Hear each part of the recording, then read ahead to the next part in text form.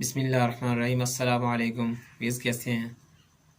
अल्लाह करे आप अपने वालिदैन के साथ, दोस्तों, भाइयों, अज़ीज़ व अक़ारिब के साथ खुश व खुर्रम रहें और अल्लाह पाक आपको सेहत व आफ़ियत से रखे और पाकिस्तान और आलम इस्लाम भरपूर तरक्की में रहें। अल्लाह पाक की उन पर उन सब पर सलामती हो। तो आज मैं आपको एक नुस्ख़ा बताने लगा हूँ जो मैदे के लिए है। ज़ाहिर है हमारा मैदा अगर दुरुस्त होगा, सही काम करेगा तो हमें हर खुराक लगेगी, हर चीज़ जो हम खाएंगे हमारे जिस्म का हिस्सा बनेगी और उससे हमें भरपूर तवानाई हासिल होगी। और खुदा न खास्ता मैदा अगर डिस्टर्ब हो जाए तो फिर बंदा परेशानी में आ जाता है और काफ़ी से परेशानी का सामना करना पड़ता है। तो मैं जो आपको नुस्ख़ा बताने जा रहा हूँ ये बहुत ही आसान और सस्ता तरीन नुस्ख़ा है। आप इसे इस्तेमाल करें और मुझे भी दुआ में याद रखें।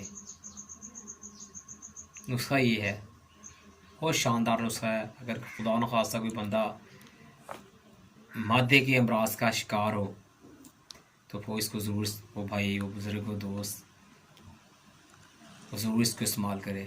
नुस्ख़ा ये है जनाब, राई, बाबची, गंधक और अजवाइन।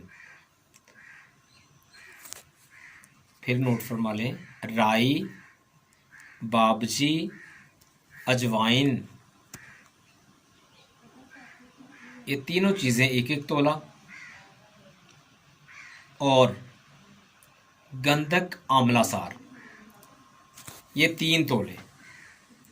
इनको अच्छी तरह साफ़ करके खुश्क कर लें और फिर इनका सफ़ूफ बना लें और आखिर पे इसमें गंधक आंवला सार जो है वो जो हमने चारों चीज़ें बारीक की होंगी उसमें शामिल कर लें, एक सफ़ूफ बन जाएगा।